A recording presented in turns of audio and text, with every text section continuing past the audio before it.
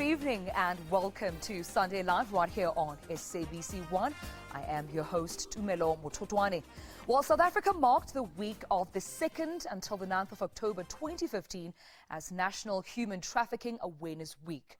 Now, the crime of human trafficking is being committed in South Africa, but due to its hidden nature, most organizations have found it very difficult to quantify the crime.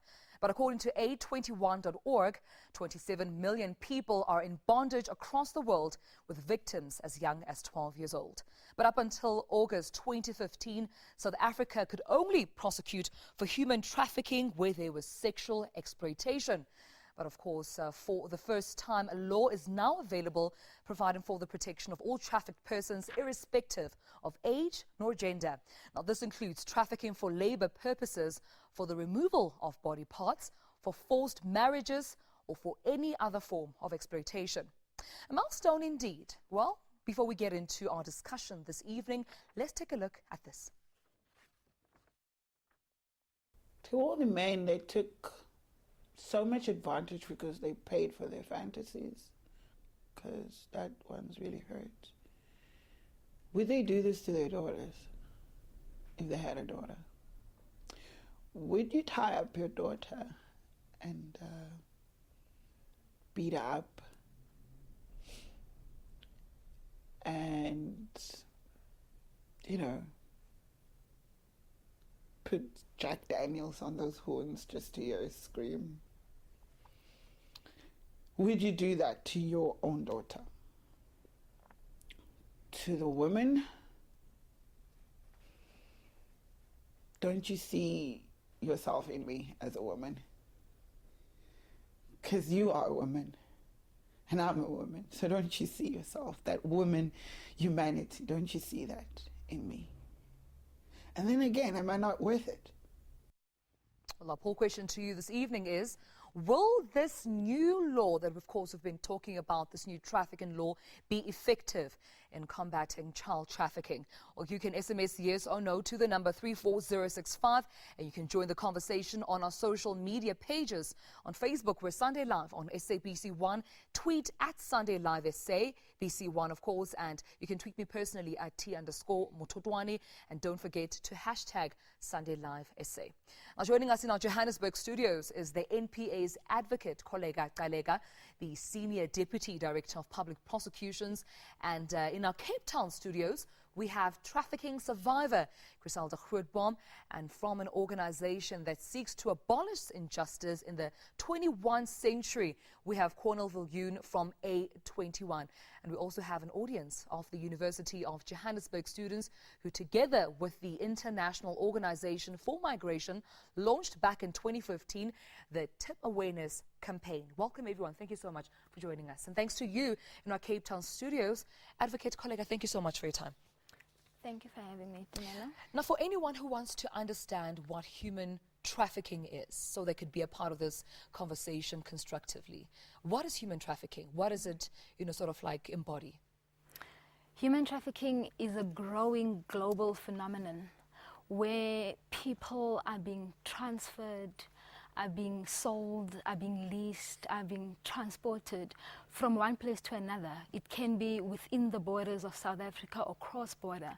This happens through deceiving those people forcefully and through all other illegal means to get the people from one place to another, for purposes of exploiting them for labor, servitude, body organs, sexual exploitation.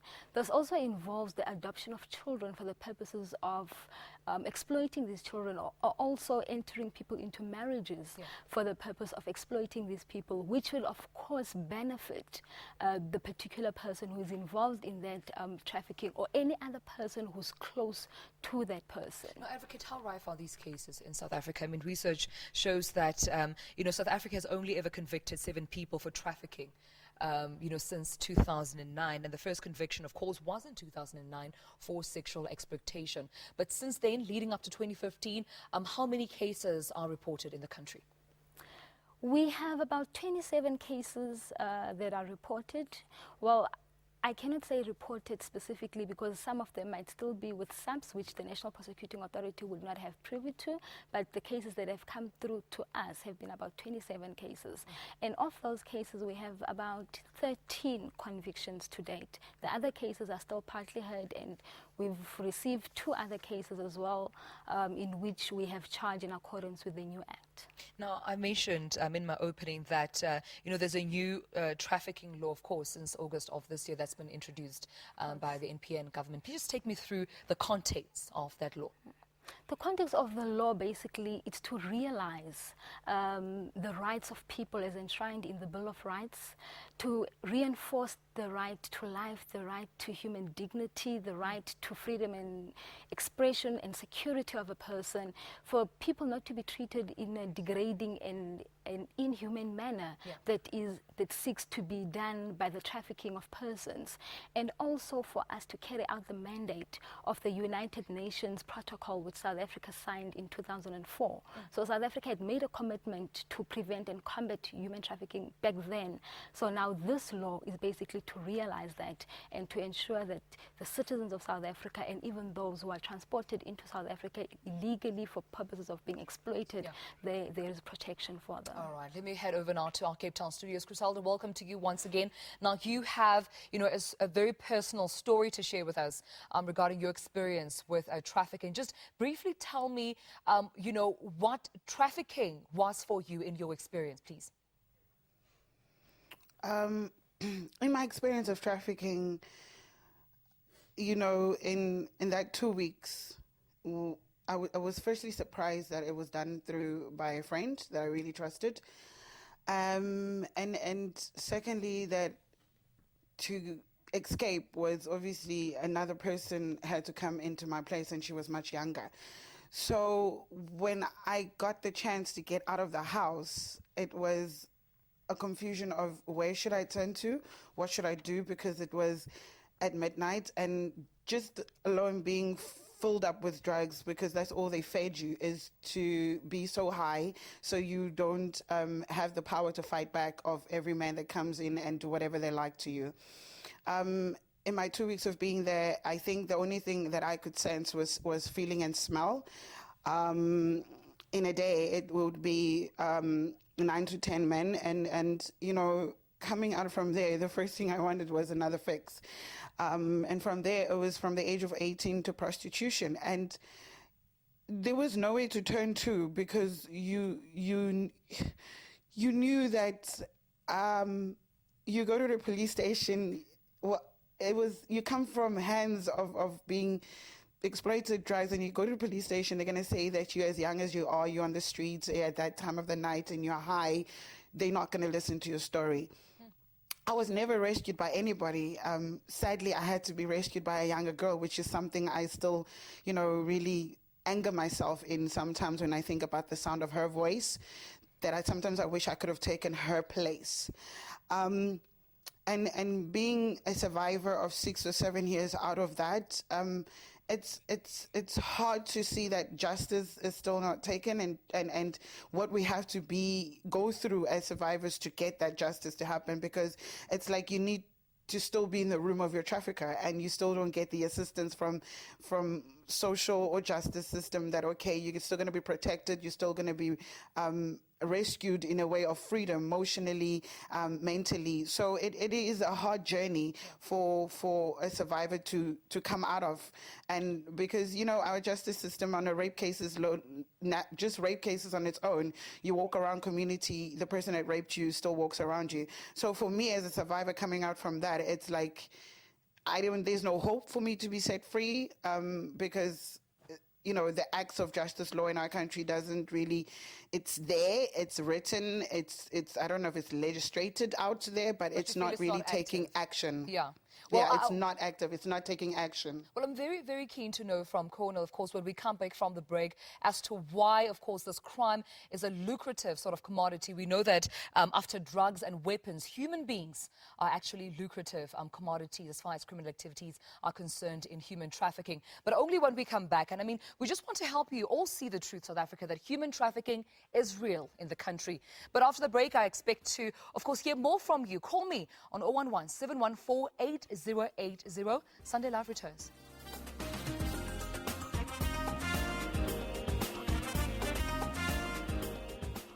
Welcome back to Sunday Live. Now, if you have just joined us, we are discussing human trafficking, and please share experiences or opinions on this matter on 011-714-8080.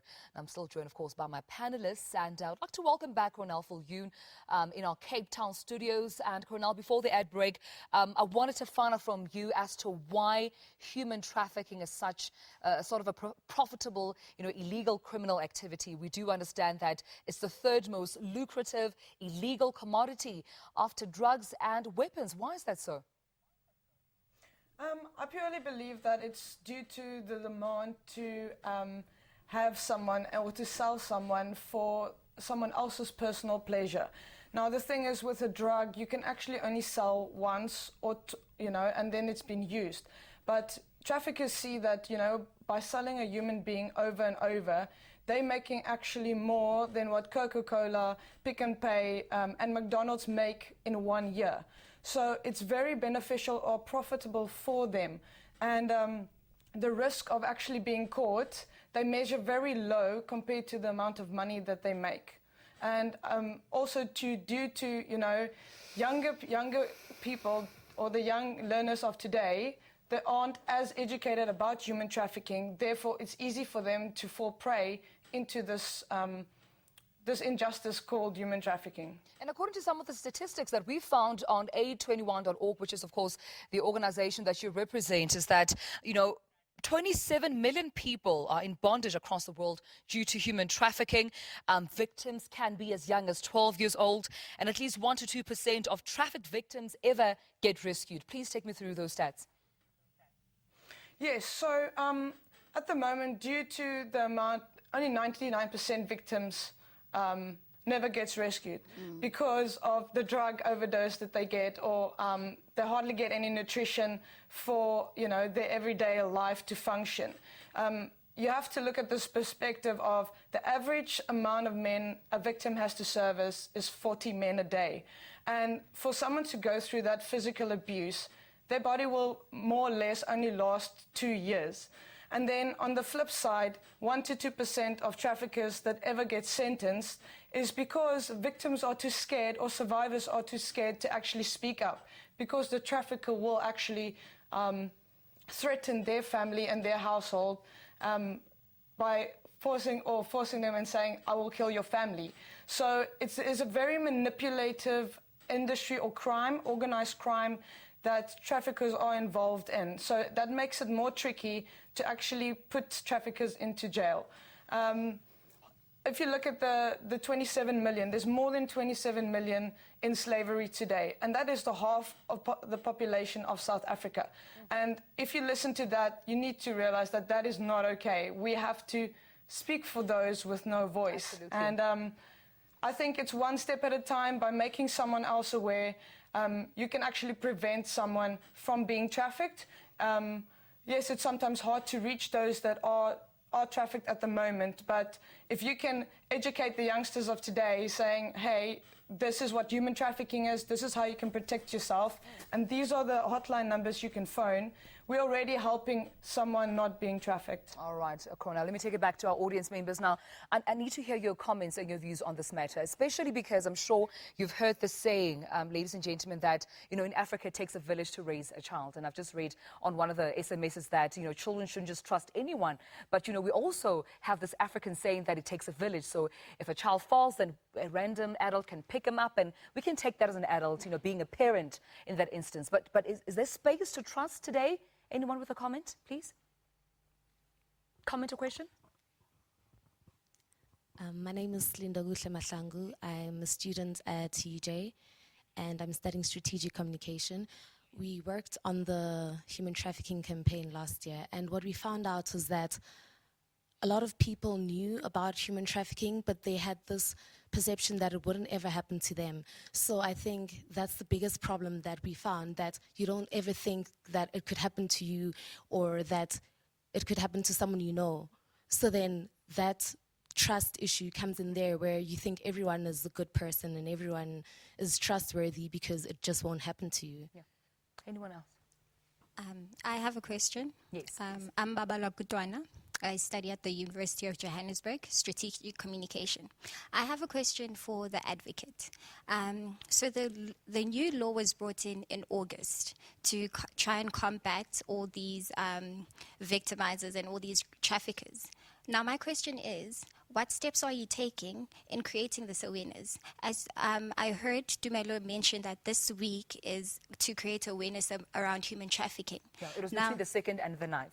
Yes, between the 2nd and the 9th. Not many people are aware of this awareness. It's not as big as any other, like your cancer campaigns. What steps are you taking for people to be aware of this in order for them to know and how to educate them further?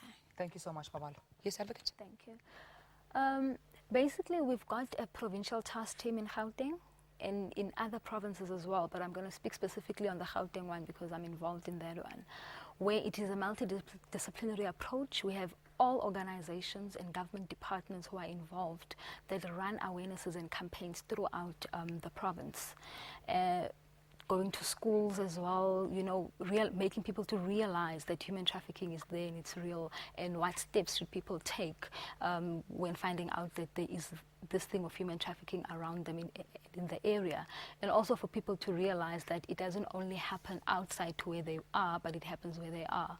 So that is what we have, and as well as we go out on radios, television and so forth, we speak about human trafficking. We've been involved in a lot of shows making awarenesses on human trafficking. Alrighty then, well, let's take a short break, and when we come back, we're engaging one more time, of course, with our panelists and our audience members in solutions to moving forward. We already know that the 2nd to the 9th of October is Human Traffic Awareness Week, so all South Africans and everyone around the world would be able to, you know, educate themselves and be aware of this very, very real crime. However, I'm keen to know more from A21 and Advocate Kollega about steps moving forward from the NPS side and from A21 as an organization, but we'll be right back. Welcome back to Sunday Live right here on SABC 1. My name is Dumelo Mototwane, and of course we're discussing human trafficking. I'm very keen, of course, to know how you feel or how you regard this as even a real issue in the country or not. Please continue, of course, posting on our Facebook page. We are Sunday Live on SABC 1. Tweet me at @T_Mototwane, #Sunday Live SA, and of course engage with us via SMSs on 34065. I'm going to head back to our audience members just for brief comments on this issue, especially because, I know that as, students of the University of Johannesburg, you are involved, thoroughly involved in raising awareness. Any comments briefly, please? My name is Nim Chabi from the University of Johannesburg, studying strategic communication. I'd like to comment. I think most people are vulnerable because they are ignorant of this. They don't usually talk about this. Last year when we were working on this campaign, doing research in the townships and everything, when we ask what they know about human trafficking, it's it's something that happens in the movies. They don't really know what is it. Yeah, I think people are being ignorant. They don't they see things happening around them, but they don't talk about them. Yeah. That's why this awareness is very important. Yeah. I'll just take one more comment or question, please. Let me take it that side. Yes, lady. Yes, my name is Ashley Shaibu, strategic communication student at the University of Johannesburg.